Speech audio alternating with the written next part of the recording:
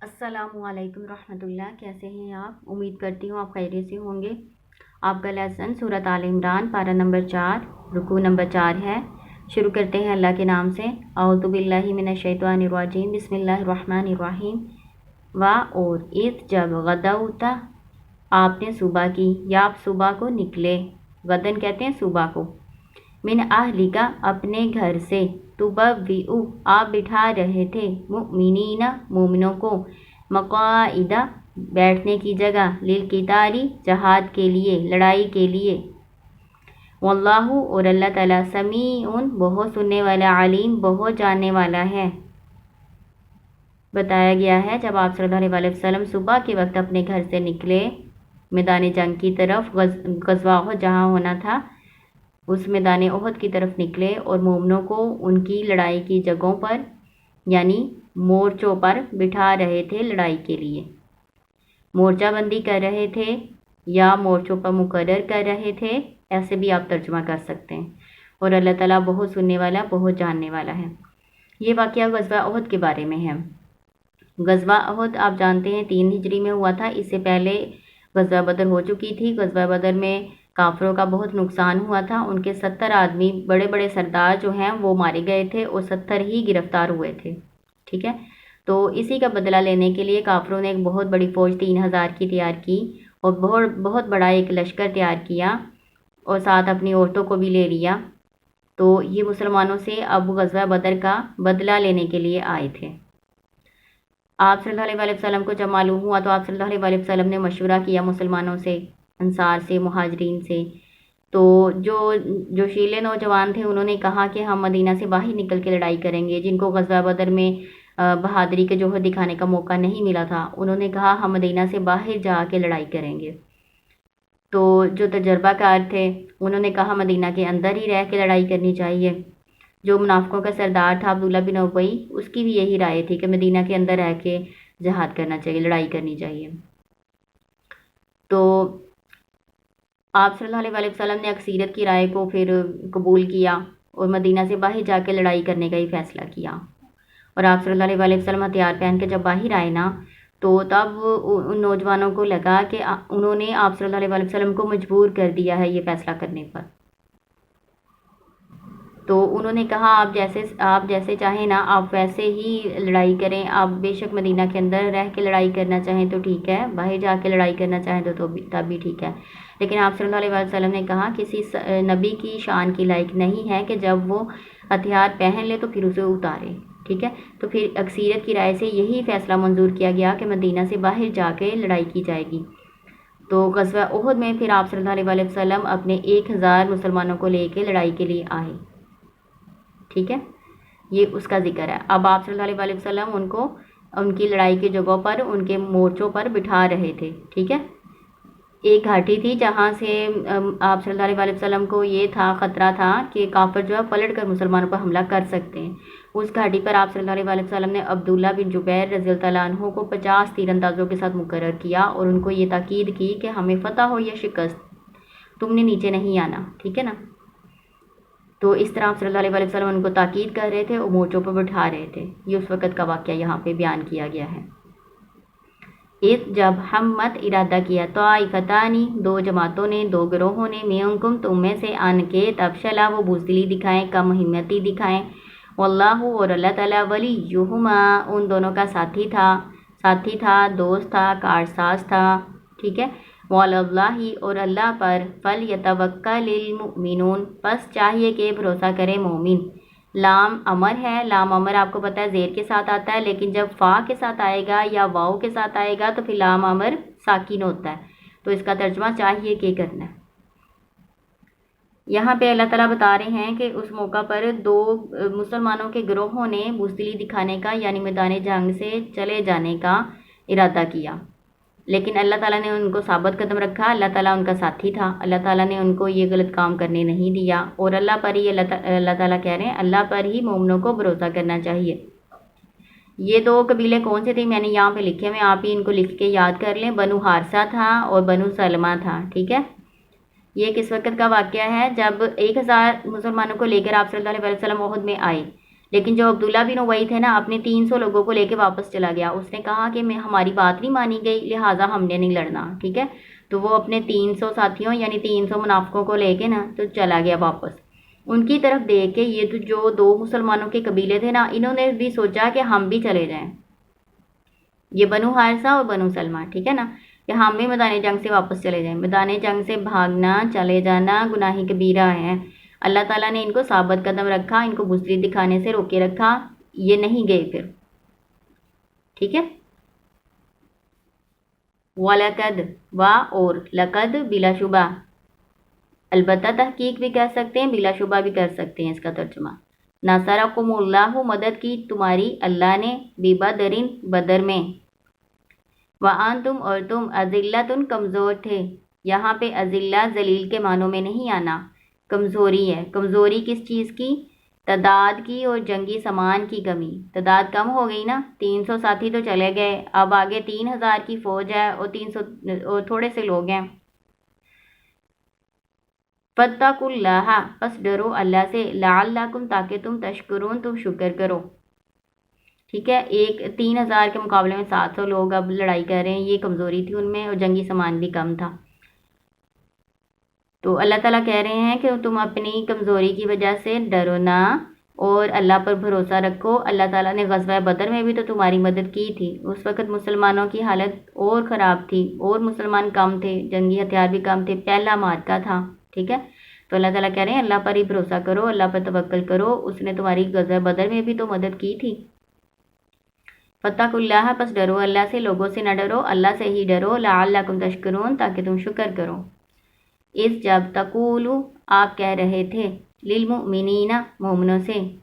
جب آپ نبی صلی اللہ علیہ وسلم کہہ رہے تھے مومنوں کو، الن، کیا ہرگز نہیں. حرف استفہامیہ ہے، کیا لن ہرگز نہیں.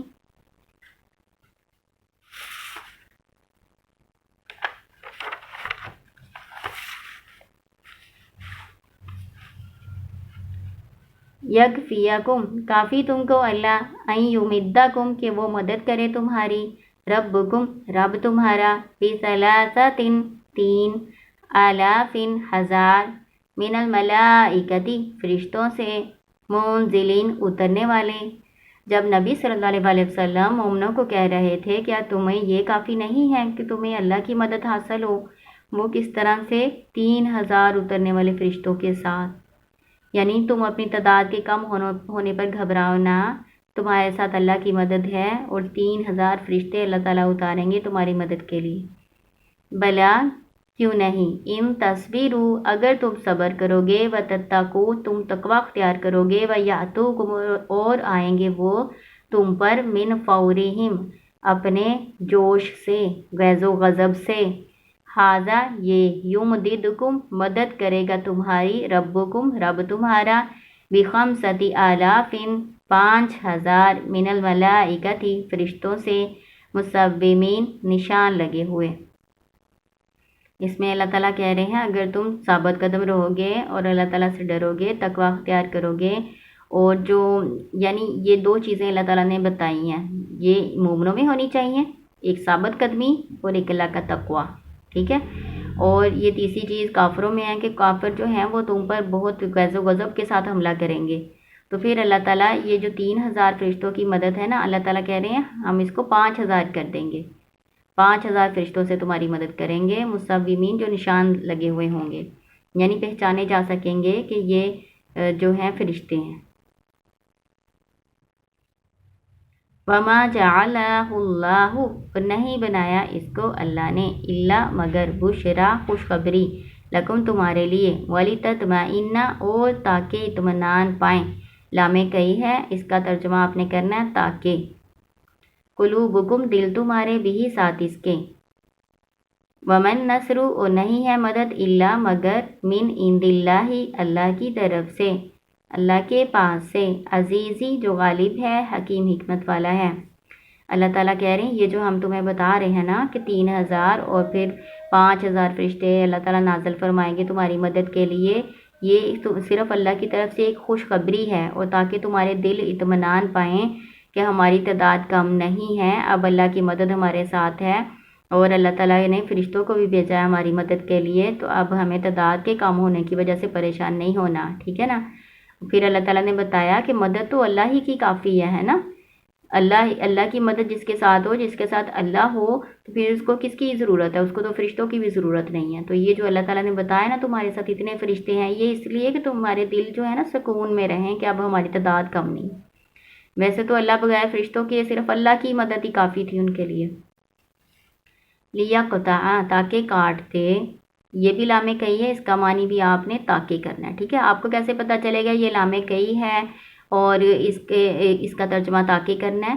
یہ جو مضارع ہوتا ہے نا اس کے اوپر زبر ہوتی ہے، ٹھیک ہے۔ یہ دیکھیں یہاں بھی آپ نے پڑھا نا لام کئی، تو یہ دیکھیں نون کے اوپر ہے نا زبر، تو لام کئی جو ہوتا ہے نا اس کے مضارع پر زبر ہوتا ہے۔ لیقطع، تاکہ وہ کاٹ دے، طرفن ایک گروہ کو، من الذین ان لوگوں میں سے، کفروا جنہوں نے کفر کیا، او یکبتہم یا ان کو ذلیل کرے، فینقلبوا پس وہ لوٹ جائیں، خائبین نامراد۔ اللہ تعالیٰ کہہ رہے ہیں یہ مدد اللہ تعالیٰ کی کیوں ہوگی مومنوں کے ساتھ؟ تاکہ اللہ تعالیٰ کافروں کو سزا دے مسلمانوں کے ہاتھوں۔ کاٹنے سے مراد قتل کرنا ہے، تاکہ اللہ تعالیٰ ان میں سے ایک گروہ کو قتل کرے اور ایک گروہ کو ذلیل کرے، شکست دے۔ ذلیل کرنے سے مراد شکست سے دو چار کرنا ہے۔ فینقلبوا پس وہ لوٹ جائیں، خائبین نامراد ہو کر، شکست کھا کر مسلمانوں سے واپس لوٹ جائیں۔ لیسا نہیں ہے، لکا تیرے لیے، من الامری معاملے میں سے، شیئن کچھ، یعنی کچھ اختیار، او یا یتوب علیہم توبہ قبول متوجہ ہو ان پر، یعنی ان کو معاف کرے، او یا یعذبہم یا عذاب دے، عذاب سے مراد سزا، یا سزا دے ان کو، یا وہ ان کی توبہ قبول کرے، ان پر متوجہ ہو، او یا یعذبہم یا ان کو عذاب دے، فإنہم پس بے شک وہ ظالمون ظالم ہیں۔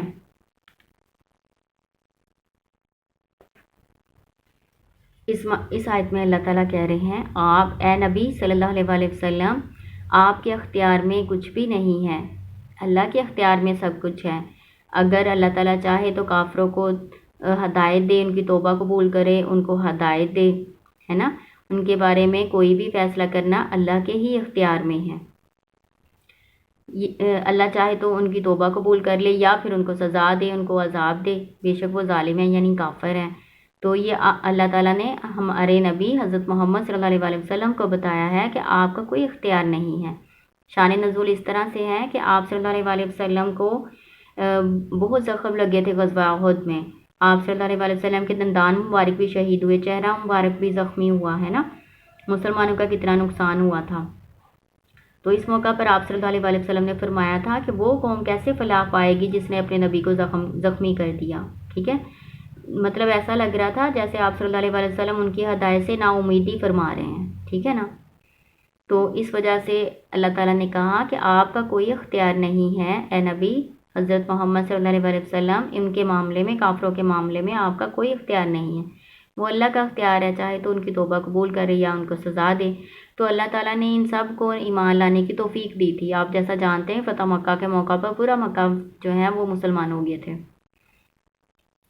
وَلِلَّهِ اور اللہ کے لیے ہے، ما جو فی السماواتی آسمانوں میں ہے، وما فی الارض اور جو زمین میں ہے، یعنی زمین و آسمان کی ساری مخلوقات اللہ ہی کی ہیں۔ یغفر لمن یشاء بخش دے گا وہ جس کو چاہے گا، ویعذب اور سزا دے گا من یشاء جس کو وہ چاہے گا۔ واللہ غفور رحیم اور اللہ تعالیٰ بہت بخشنے والا، بہت رحم کرنے والا ہے۔ اس میں ہمارے لیے بھی سبق ہے، ایک تو نافرمانی نہیں کرنی نبی صلی اللہ علیہ وسلم کی، دوسرا یہ اللہ تعالیٰ نے کہا ہے کسی کا کوئی اختیار نہیں ہے، تو کسی بھی بندے کو یہ نہ سمجھیں کہ وہ بڑا گنہگار ہے تو اس کی کون سا توبہ ہونی ہے، میں بہت اچھا ہوں، میں بہت نیک ہوں، ہے نا، یہ نہیں سوچنا۔ اللہ تعالیٰ جس کو چاہے، جس کی چاہے بخشش فرما دے، تو یہ اللہ کے اختیار میں ہے۔ نہ اپنے آپ کو بہتر سمجھنا ہے کسی سے، اور نہ ہی کسی کو ایسے سمجھنا ہے کہ وہ اللہ کے عذاب کا مستحق ہی ہے، ٹھیک ہے نا۔ تو آسان سا لیسن ہے، غزوہ احد کے بارے میں ہے، یہ آگے والا جو رکوع پڑھیں گے وہ بھی غزوہ احد کے بارے میں ہی ہے۔ تو جتنا میں نے بتایا ہے آپ کو اس رکوع میں، پہلے اس کو اچھی طرح سے ذہن نشین کریں، آگے والا پھر آپ کو آ جائے گا انشاءاللہ تعالی۔ السلام علیکم ورحمۃ اللہ۔